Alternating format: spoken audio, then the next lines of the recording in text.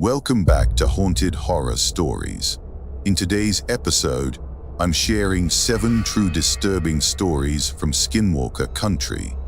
These are tales of people who ventured into lonely trails, inherited cabins, and hollowed out back country and found something they were never meant to see.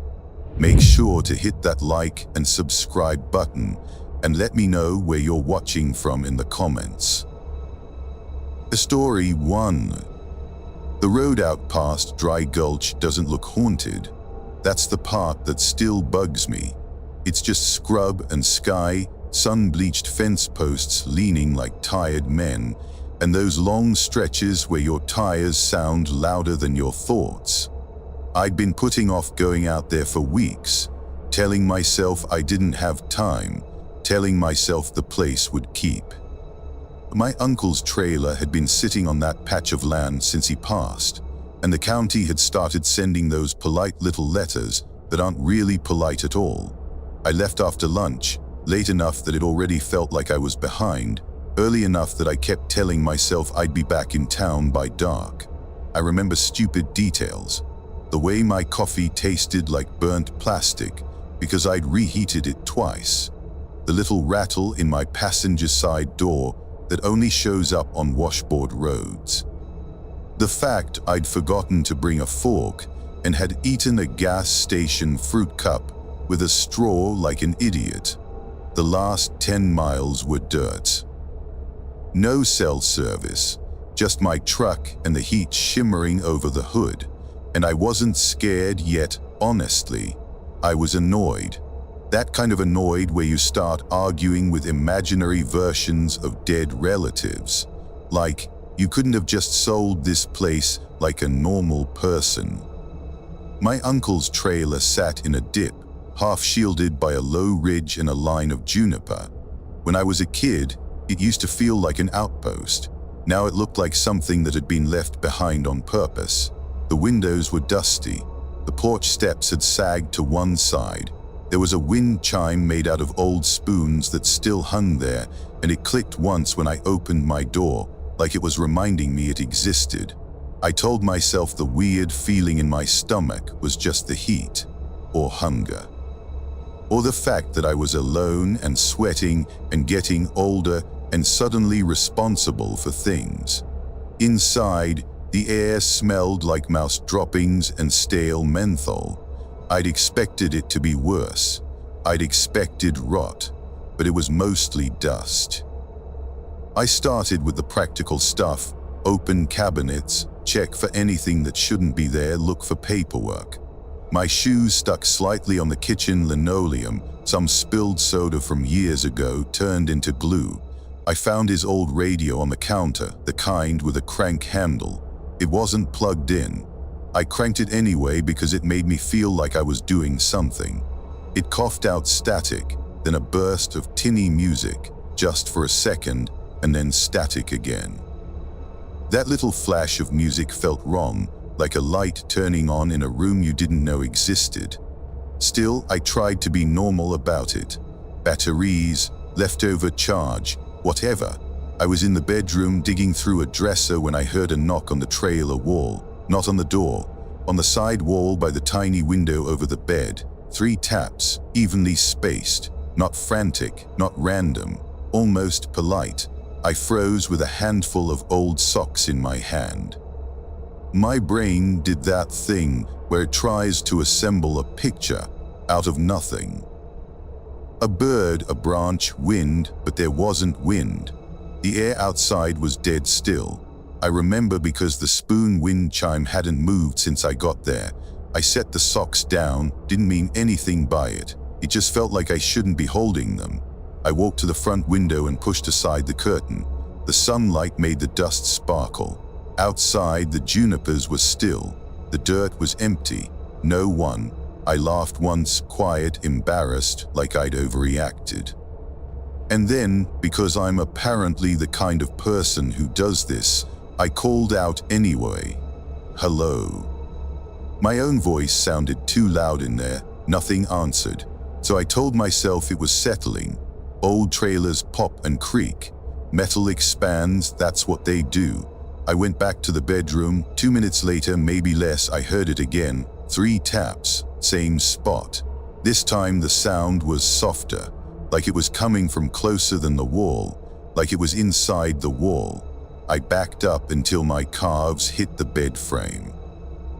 I did what people do when they don't want to be scared. I got angry. "Stop it," I said, as if the trailer itself was being childish.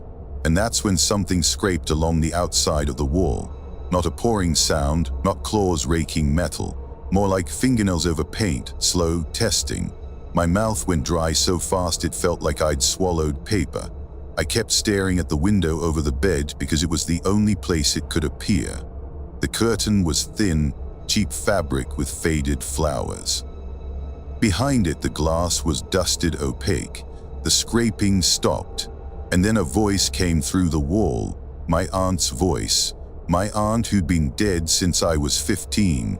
It wasn't a sentence at first, just my name, like she was trying it out.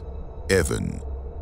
Soft, warm, the exact way she used to say it when I tracked mud through her kitchen. My knees went loose. My brain tried desperately to turn it into something else. A recording, a memory, a neighbor calling to someone else. But we were miles from any neighbor, and I hadn't thought about my aunt in weeks, months. "Evan," it said again, closer, not louder, closer. I stepped toward the window without meaning to, like my body had its own idea. The curtain shifted slightly, though I hadn't touched it. Just a tiny sway, as if something outside had exhaled against it. I forced myself to move my hand to grab the curtain and yank it back. And for a half second, I saw a face pressed to the glass. Not a human face. Not quite. The skin was stretched thin and too pale, like wax warmed in sunlight. The nose looked flattened, barely there. And the mouth, God, the mouth was the thing too wide, pulled into a shape that wasn't a smile but was trying to be one.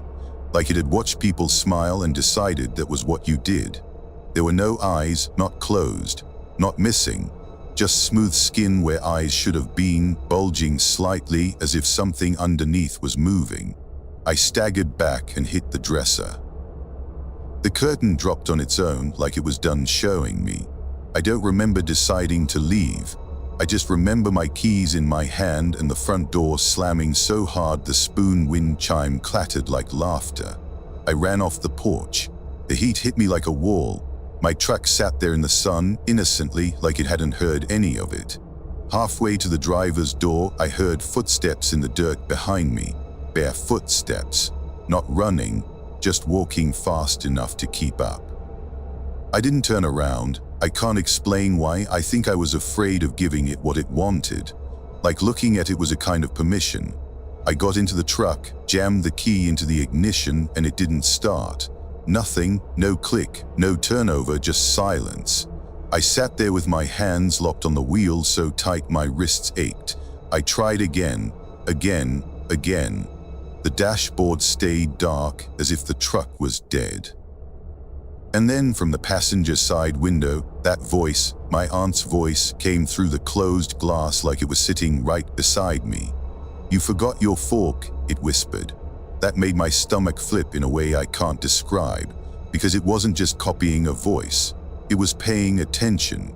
It was observing stupid little pieces of me. I turned my head without meaning to, and in the reflection of the passenger window, I saw it crouched low beside the truck. Its shoulders bent wrong, like the joints were backwards.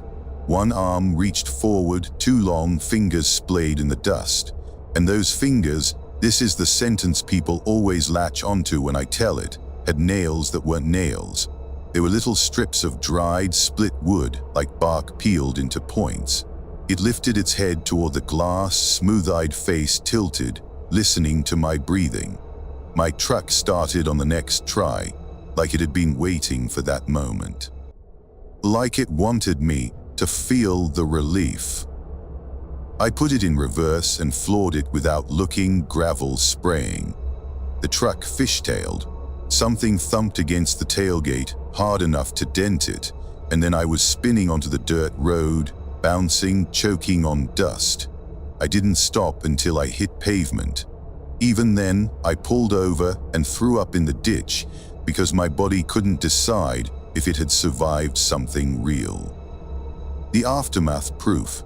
This part is the only reason I've told anyone outside a couple close friends showed up later that night when I got home. I washed my truck with the hose because it felt like scrubbing would make it less true, and when the mud ran off the tailgate, there were 4 gouges in the metal, deep and parallel. In one of the gouges, a thin sliver of something was stuck, not metal, a little strip of dry bark shaped like a nail. I keep it in a jar in my garage, and I hate myself for it, but I also can't throw it away, because then it feels like it could pretend it never happened.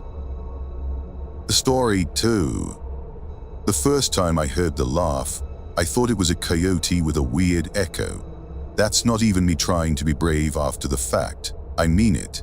Coyotes make sounds that don't match what you think a wild animal should sound like. I'd heard them yip and scream and do that high hysterical chorus that makes your skin prickle. So when I pulled into that pull-off near the old fire road, late September, the aspens already going yellow, I genuinely told myself it was just wildlife. I'd driven up alone because I'd needed quiet. The kind of quiet where you don't have to talk to anyone or answer texts or pretend you're fine. I'd had a fight with my sister that morning over nothing and everything, and I didn't want to sit in my apartment and replay it. So I threw my sleeping bag in the back of my Subaru, grabbed a bag of trail mix I didn't even like, and headed toward the mountains like that was a reasonable coping strategy. The pull-off was empty except for an old, sun-faded ATV parked half in the weeds, like someone had left it and forgotten it. There was also a single hiking boot sitting upright beside the trailhead sign, just one, like a joke. I stood there for a minute staring at it. The boot looked used, scuffed, laces tied. No foot inside, no second boot. I remember thinking very plainly someone's messing with people. Some teenager stash spot. I didn't touch it. I should have, maybe, I don't know. I just walked past, trying not to be the kind of person who gets spooked by abandoned footwear.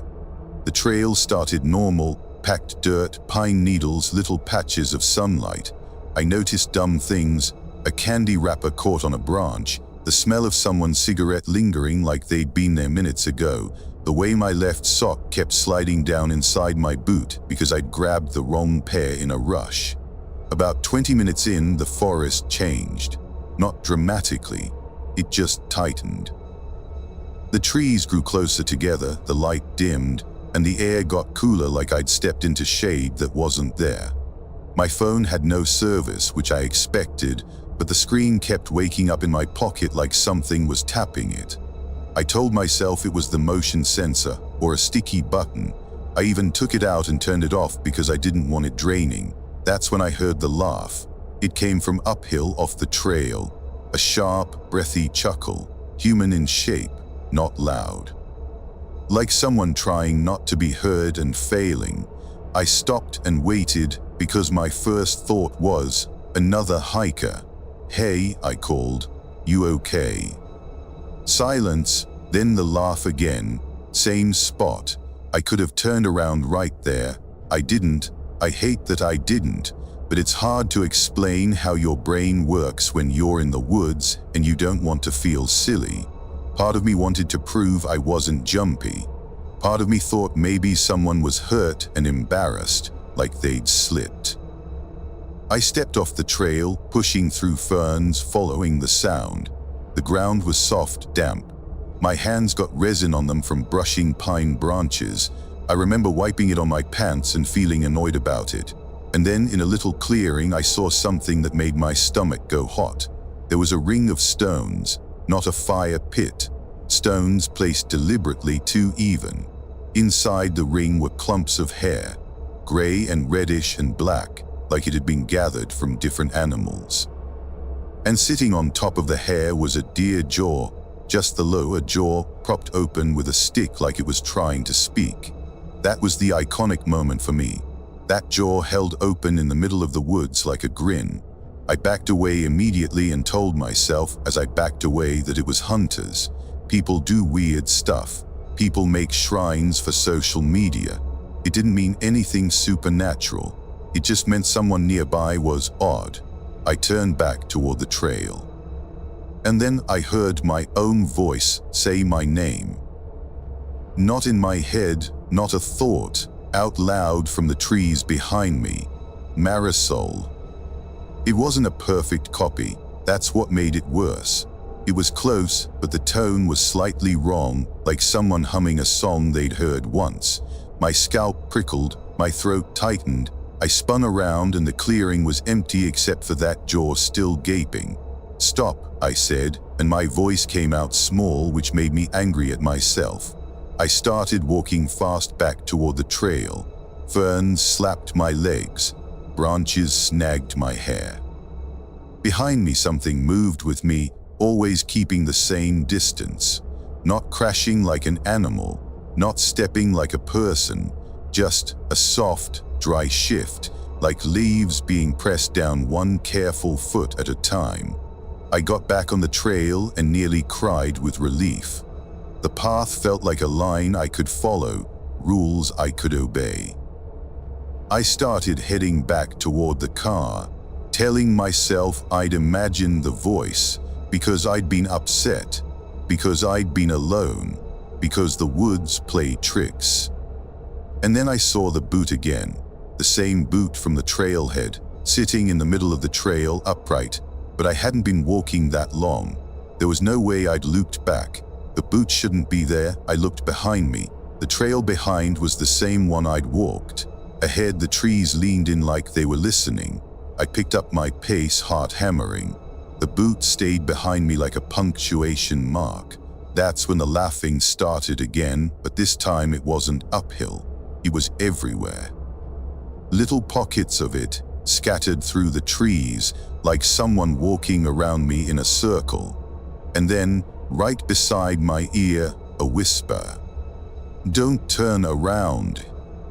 It was my voice again, right cadence, right breath. I didn't turn around. I don't know if that was smart or cowardly. I just kept walking, then jogging, then full-on running. My lungs burned. The trail mix in my stomach sloshed like regret. When I hit the trailhead, the sun was lower. The pull-off was still empty. My Subaru was where I left it. I fumbled my keys so badly I dropped them, and when I crouched to grab them, I saw footprints in the dust beside my tire. Bare footprints, but not human. The toes were too long, splayed like hands, and the heel looked wrong, like it didn't bear weight the way ours does. I threw myself into the car and locked the doors, laughing and crying at the same time because my body didn't know what else to do. The engine started, thank God. I backed out, tires spitting gravel, and I didn't stop until I hit the main road. Later at home, when I emptied my backpack, I found something in the side pocket. I hadn't put it there. I'm sure of that because I never used that pocket. It was one deer tooth. Clean, dry, and warm like it had been in someone's mouth recently. I rinsed it, thinking maybe I'd brushed against something and it fell in, but the water ran pink for a second, like there was fresh blood on it. I threw it away. I took the trash out that same night. I wasn't keeping proof. But sometimes, this is the part that makes me feel insane. Sometimes when my phone wakes up on its own, I swear I hear that little laugh under the electronic buzz, like it's tucked inside the speaker, waiting. A story 3. There's a kind of cold that doesn't belong in the desert. It's not the normal night chill where you shrug into a jacket and complain a little. It's a cold that feels like it's coming from the ground up, like the earth is exhaling something that doesn't want you there. I felt it the first night I stayed at the old line cabin, the one my friend's grandfather used to use during roundup season, out in a stretch of land where the stars feel too close. I went with my buddy Harlan because he'd begged me to. He'd inherited the place, technically, paperwork, keys, a vague promise to keep it from falling apart, and he didn't want to go alone because he'd heard weird stuff out there growing up.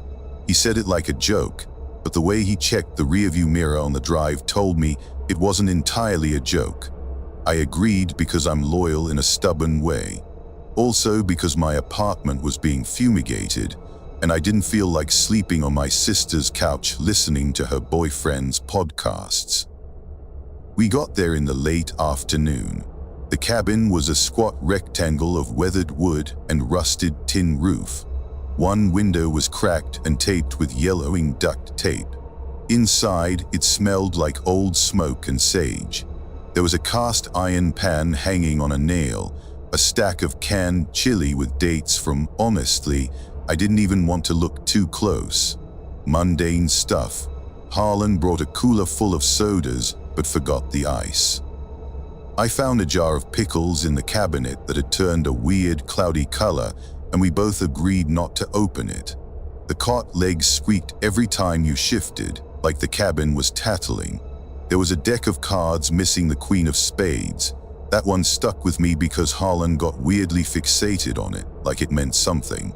As the sun went down, the quiet settled in. No highway noise, no distant dogs, just crickets and the occasional wind that made the tin roof tick. We sat on the porch with warm sodas and talked about nothing. Work gossip, a movie he'd seen. Whether we were too old to start running again. Normal conversation, forced a little louder than necessary because the dark around us felt thick. Around 10 maybe later, my phone was dead, so I'm guessing Harlan went inside to use the little outhouse bucket setup they had in the back room. I stayed on the porch, listening to the night. That's when I heard the hoofbeats, soft at first, like a horse walking slow through sand. It came from the direction of the dry wash below the cabin. I leaned over the porch rail, squinting. I expected to see one of the neighbors' horses wandered loose. It happens, people lose animals, especially out there, but the hoofbeats were wrong, too even, too measured. Like someone tapping a rhythm. I called Harlan's name. He didn't answer right away. The hoofbeats stopped, and then something walked into the moonlight at the edge of the wash. At first glance, it was shaped like a mule, head down, shoulders high, but it was assembled wrong. The legs were too straight, like they didn't have joints, and the head lifted in this slow, careful motion, and I realized the face wasn't an animal face at all.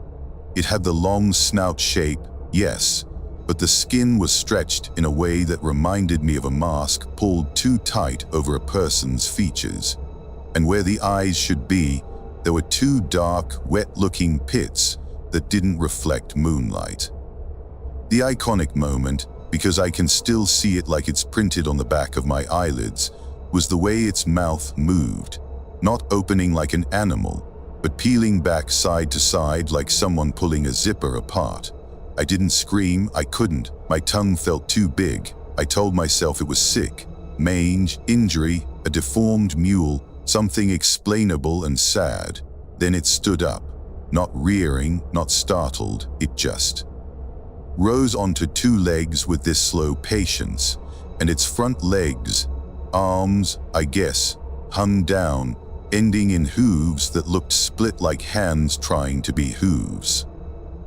That broke whatever rational part of me was holding on. I stumbled backward and banged on the cabin door with my fist. "Harlan," I hissed, "get out here, now." He came out wiping his hands on his jeans, annoyed, like I'd interrupted something important. And then he saw it. He didn't ask what it was. He just went pale and whispered, "No." The thing stood at the edge of the wash, swaying slightly as if balancing on a new shape. Then it took one step forward. The sand didn't crunch, it didn't slide. It moved like it wasn't putting weight down. Harlan grabbed my arm hard enough to hurt and pulled me inside. He slammed the door and shoved the old deadbolt across with shaking hands. We stood there listening. No hoofbeats now, no footsteps. Just silence so deep I could hear the blood in my ears. I tried to breathe quietly. Harlan kept swallowing like he was trying to push his fear down. A few minutes passed. Maybe Time got messy, then came the knock, not on the door, on the window. The cracked one taped with duct tape. One tap, pause, two taps. The pattern felt intentional, like it was practicing. Harlan backed away from the window. I reached for the lantern and turned it lower because some animal instinct told me light was a bad idea, like being seen was the same as being caught. The duct tape on the window started to peel, not all at once, just a slow lifting at the corner as if someone outside was picking at it. And then a voice came through the glass, muffled. It sounded like Harlan, only it was wrong, too smooth, no breath, like a voicemail. "Let me in," it said, using his exact tone. Harlan's eyes went wide and wet. He shook his head like a kid. I grabbed his shoulder and whispered, don't answer." The voice repeated, a little more annoyed, like it was learning irritation. "Let me in." The duct tape peeled another inch. We moved to the back room.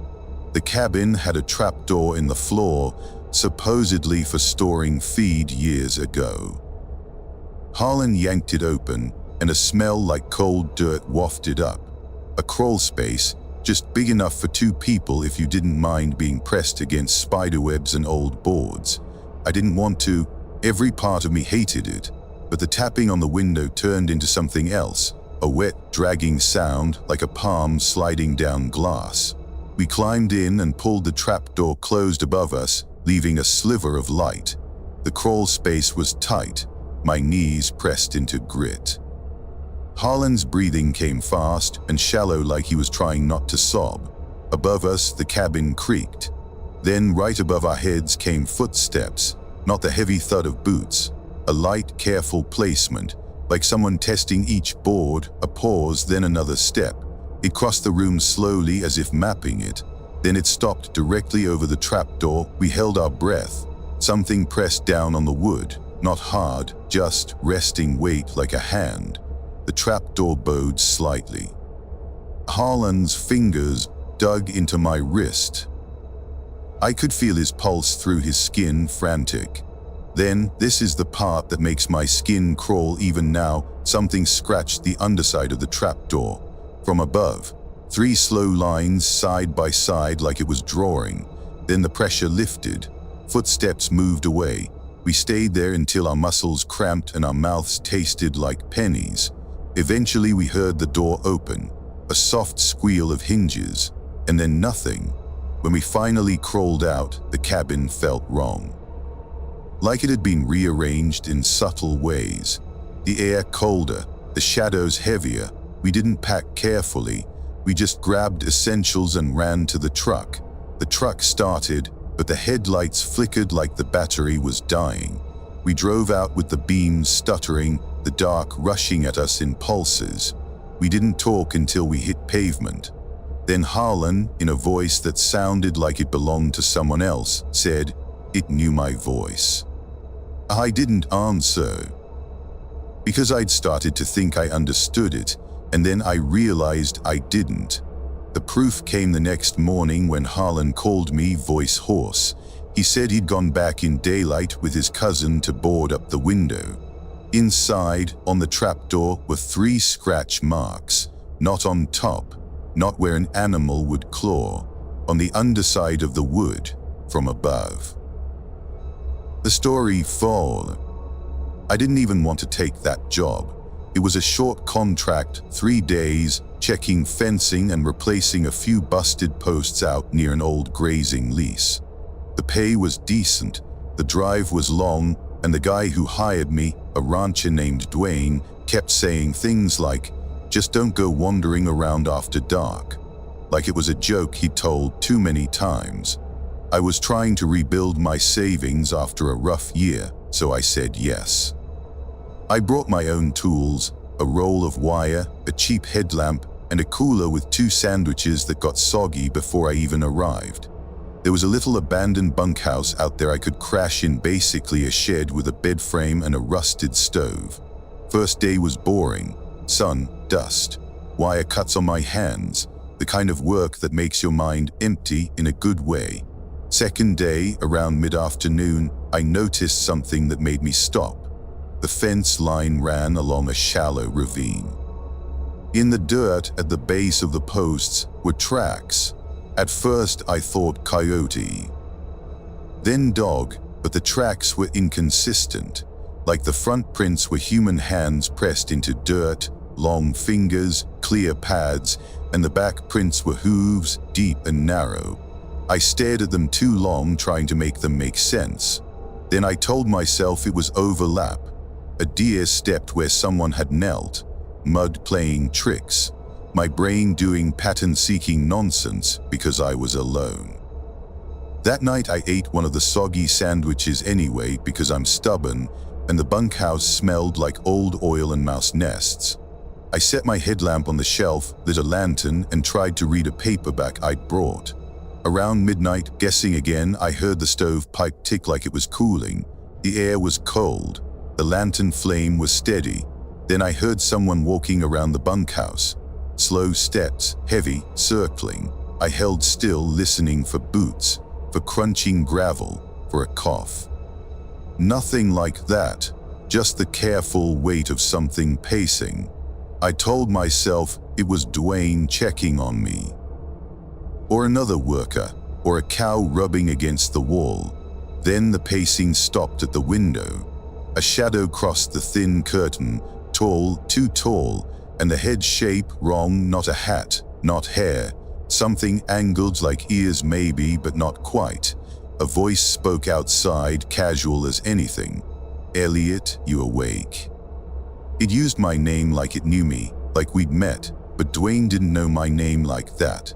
He'd called me man and buddy all week because he was that type. I didn't answer, I couldn't. The voice sighed, exaggerated, like it was annoyed by my silence. Then it spoke again, and it wasn't outside anymore. It was inside the bunkhouse, right behind the curtain. "Elliot," it said softly, like it was right up against the fabric. My stomach clenched, my skin tingled. I swung the lantern toward the window, hoping to see a face, hoping the light would make it normal. The curtain bulged inward, not like wind, like something pressing its forehead into it from the outside, testing the barrier. The iconic moment was the outline, the shape of a human face, but with a jaw that hung too low, stretching the fabric down like wet clay. I stood up too fast, chairs scraping, and in that moment the curtain snapped back to normal, quiet again. I grabbed my truck keys and my headlamp and ran out the back door. The night air hit like ice, stars sharp, no wind, and then I saw it standing by my truck. It wasn't hiding, it wasn't crouched. It stood there with its back to me like it was waiting politely. It turned its head slowly, and the movement was too smooth, like it was mounted on something that didn't have muscles.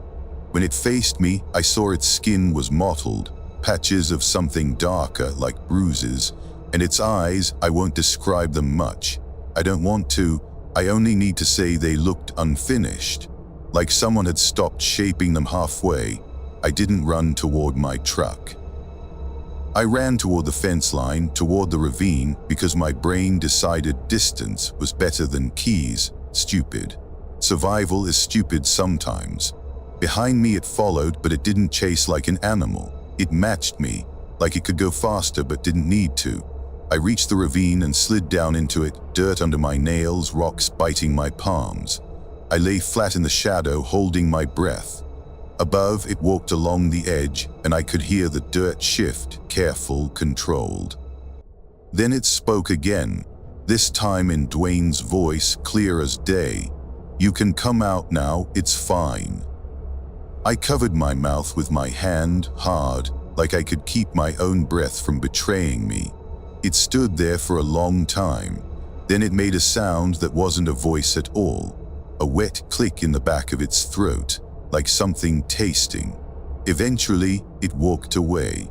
I stayed in that ravine until the first gray hint of dawn.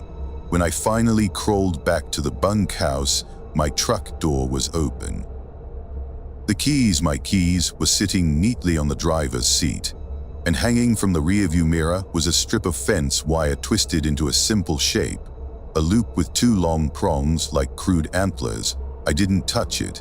I backed away, got in the truck without the keys, because they were right there, of course, and drove off shaking so hard my teeth chattered.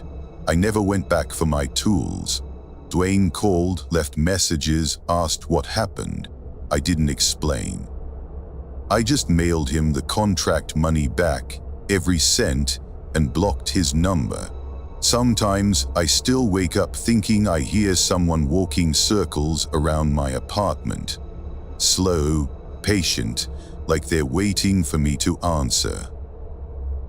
Story 5.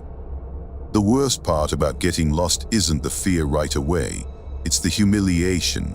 I was on a day hike supposed to be easy, and I got turned around because I decided to just check out a side trail.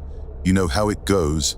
You tell yourself you're not that person, you're responsible, you have a map, you have water, you're not going to be a headline, and then your surroundings stop matching the mental picture in your head. This was late spring. The snowmelt had made everything smell like wet stone and pine sap. I'd parked at a little gravel lot with 2 other cars, and I'd even taken a photo of the trailhead sign because I'm the kind of person who thinks that counts as preparedness. Mundane details before it got weird. I'd brought a peanut butter sandwich squished flat in a Ziploc. I had a blister forming on my right heel from new socks. I kept stopping to adjust the strap on my day pack because it was rubbing my collarbone. There was a tiny bird, some kind of finch, hopping close to the trail like it wanted crumbs. I took the side trail because it looked like it led to a viewpoint. It did, sort of. It led to a rocky outcrop overlooking a narrow valley. Gorgeous, actually. I sat down, ate half the sandwich, and thought about texting my friend Juniper a photo just to make her jealous. No service. I stayed maybe 15 minutes. Then I got up and walked back the way I came. Except it wasn't the way I came. The trees were too dense. The ground was too steep. The trail narrowed into something that looked more like an animal path. I stopped and tried to retrace, tried to be rational. Okay, I told myself. You're just a little off, just backtrack. I backtracked and somehow ended up in a place I didn't recognize at all. A small hollow where the air felt colder and the sunlight didn't quite reach. There was a smell there, not rot, not skunk, like damp pennies.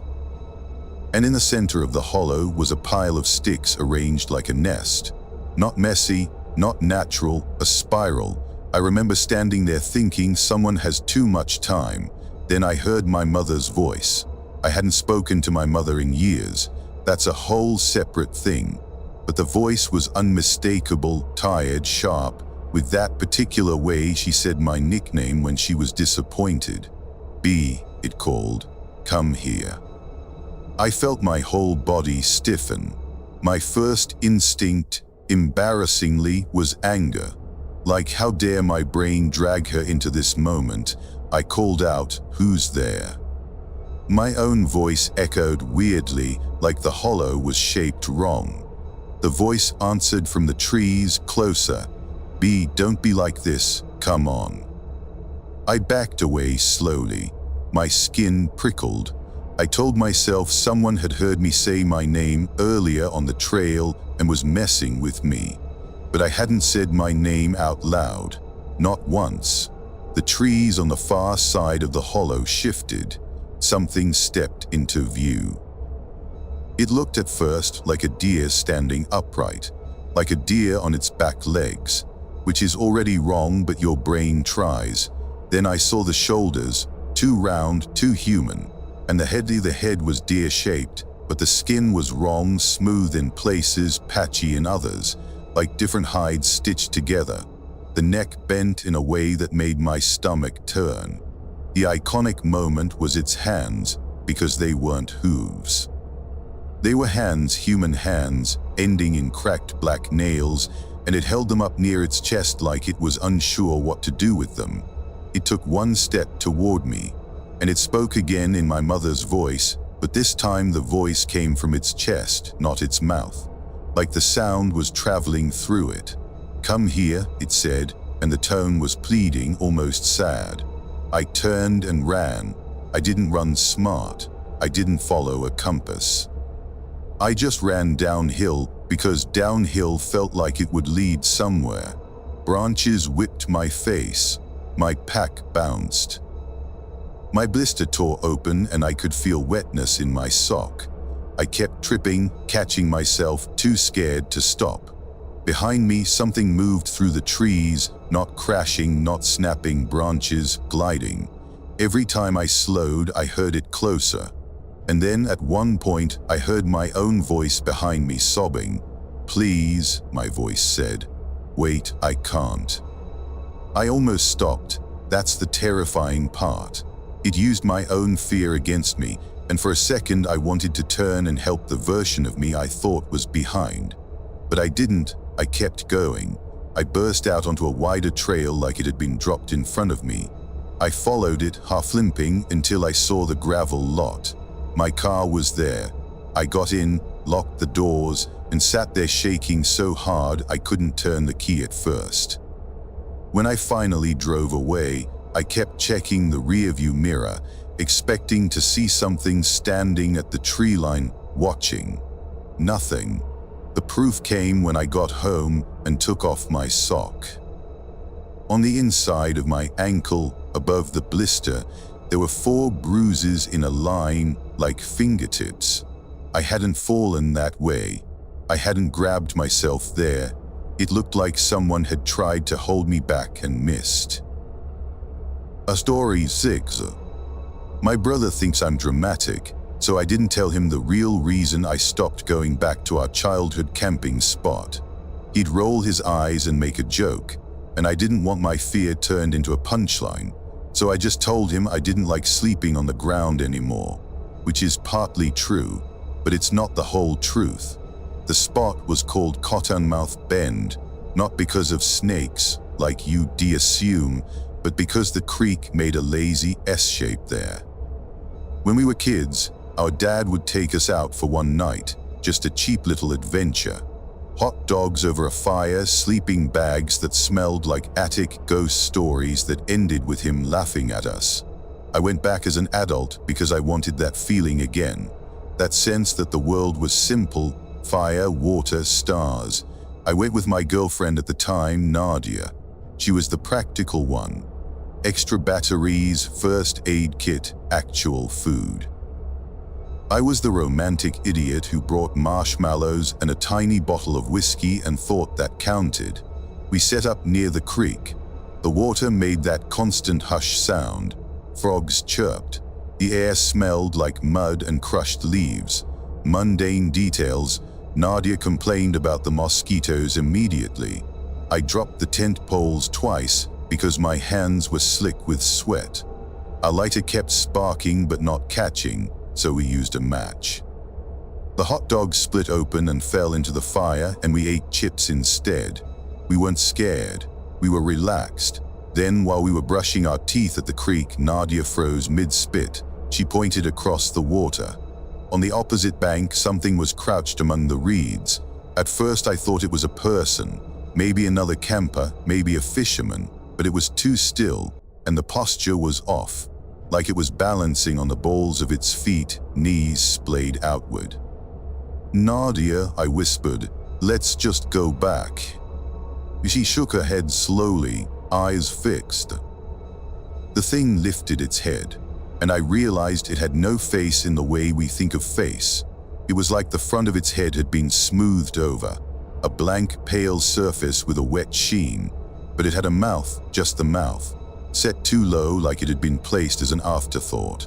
The iconic moment was when the mouth opened and I saw something inside it that wasn't teeth. It was a finger, human finger, moving slightly like it was trying to wave from inside the throat. Nadia made a sound like a swallowed scream. We backed away from the creek, not turning our backs, stumbling over roots. The thing didn't cross the water, it just watched. We got to the tent and zipped it up like that was protection. Nadia whispered, What was that? I didn't answer. I didn't have an answer that wouldn't sound ridiculous. We lay there listening. The creek kept hushing. Frogs kept chirping. Then from outside the tent came Nadia's voice. Soft, calm. Babe, I forgot my phone in the car.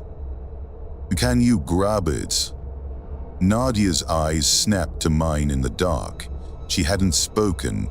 Her mouth was closed. Her breathing was shallow and fast.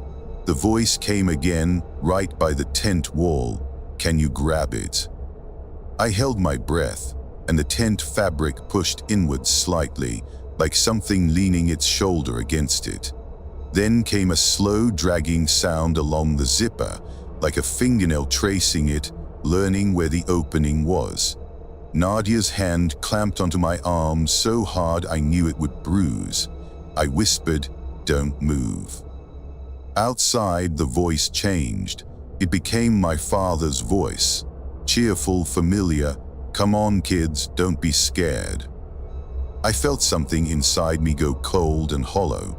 My dad was alive then, but that voice was from when we were children, from memory, from old tapes in my head. The sound outside the tent shifted like it was repositioning. A heavy weight settled near the entrance. Then, very softly, came a sniffing sound. Long inhalations, like it was smelling us through nylon. We stayed frozen for what felt like hours. At some point, the sound stopped. The creek was the only thing left. We didn't sleep.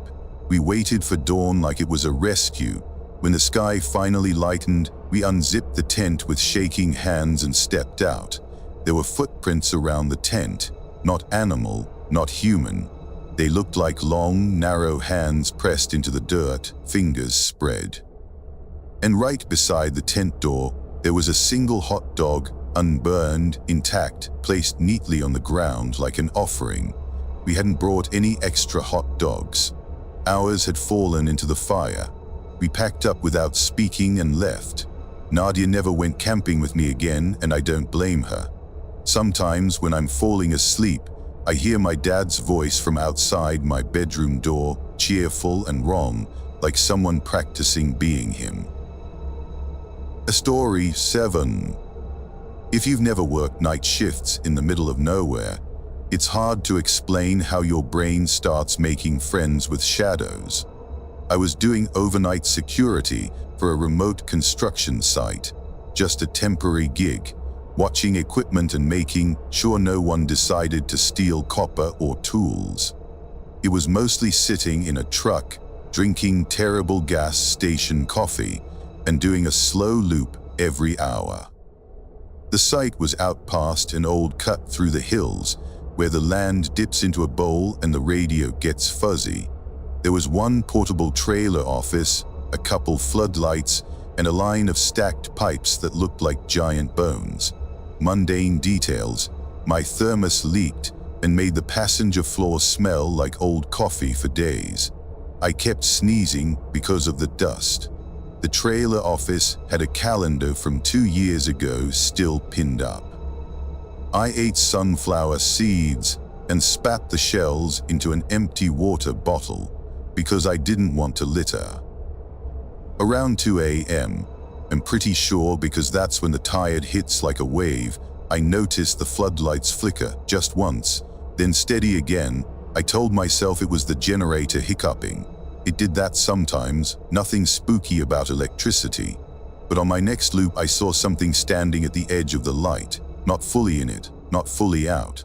A figure, tall and narrow, wearing what looked like a reflective safety vest.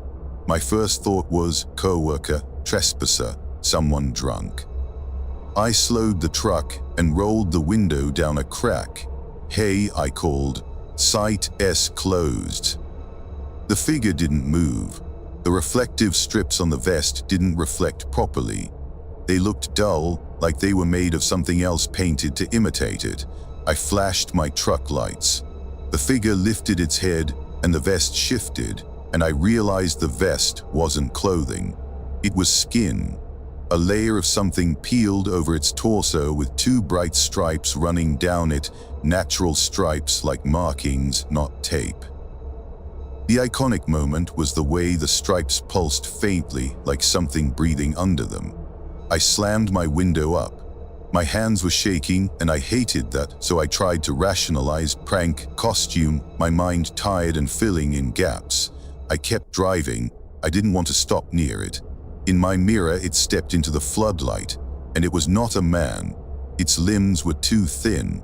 The knees bent the wrong direction, like a bird's legs, but longer. Its head was slightly too big for its shoulders, and it tilted it like an animal watching a car. Then it did something that made my stomach drop. It raised one arm and waved, not a normal wave. The elbow didn't bend. The entire arm swung from the shoulder in a stiff arc, like it was copying a gesture without understanding it. I drove faster, heart pounding. The radio crackled to life by itself. Not music, not static. My own voice came through. "Copy that," my voice said, in the exact tone I use when I'm pretending I'm calm at work. I stared at the radio like it was a snake. I hadn't keyed the mic. I hadn't spoken. The radio should have been off.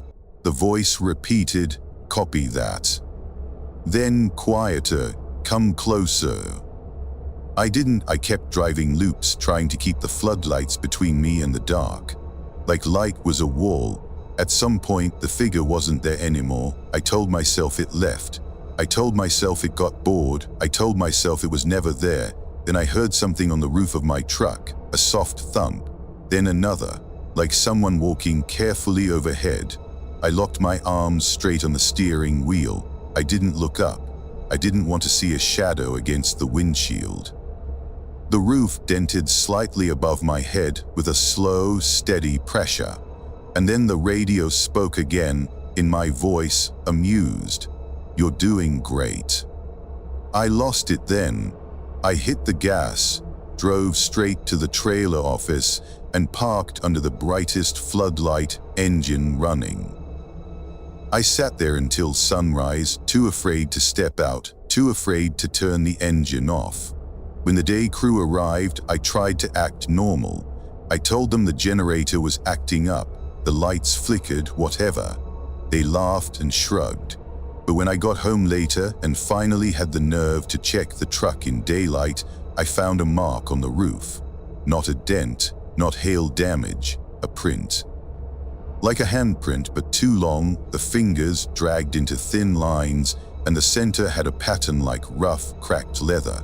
I took a photo. The photo came out blurred, even though everything else in the frame was sharp. I quit that job the same day. Didn't even go back for my last check, because I realized something simple and terrible. It didn't need me to believe in it. It just needed me to notice. Thanks for watching. If you enjoyed these stories, hit that like button and subscribe for more. Let me know in the comments which story unsettled you most, and share this with your friends who love a good scare. Until next time, stay safe out there.